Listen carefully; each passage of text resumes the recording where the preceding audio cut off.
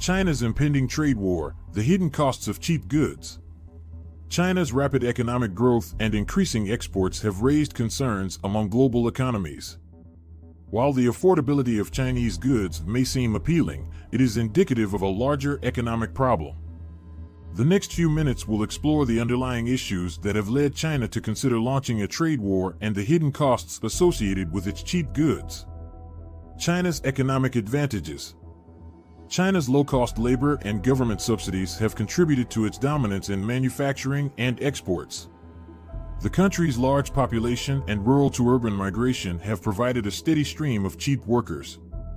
Additionally, Beijing has implemented various subsidies, including tax credits, deductions, and low-interest loans, to support strategic industries.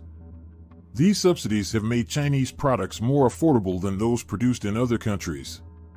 The hidden subsidies. Apart from direct subsidies, China has implemented several policies that indirectly lower the cost of doing business. These include reducing corporate taxes, cutting down on Social Security and pension benefits, neglecting environmental regulations, banning labor unions, excluding impoverished workers from public services, providing cheap energy and water, and offering easy access to loans. These measures, although not explicitly labeled as subsidies, effectively reduce the cost of production. The cost of cheap goods. While China's export-oriented approach has led to economic growth, it comes at a hidden cost. Chinese workers bear the brunt of these policies through lower wages, longer working hours, and fewer benefits. As a result, they have less disposable income, leading to decreased domestic consumption. Chinese workers are compelled to save a significant portion of their earnings due to limited access to public welfare, such as pensions and health care. This emphasis on saving further hampers domestic consumption. The need for economic restructuring. China's economic model, heavily reliant on exports and investment, is facing challenges. The country's population is shrinking, and the flow of cheap migrant labor is depleting.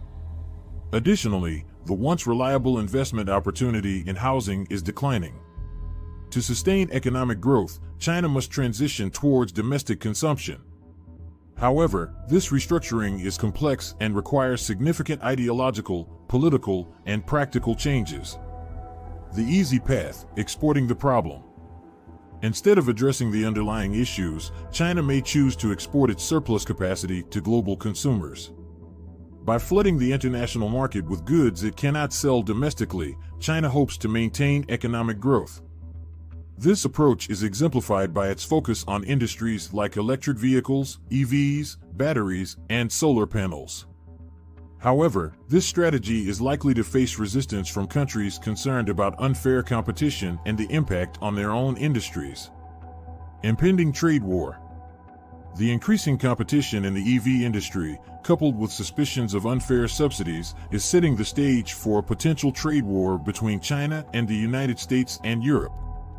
The automotive industry holds strategic importance for these economies, making them wary of a sudden influx of Chinese cars. This clash of economic goals and strategic interests may lead to further trade tensions. Conclusion.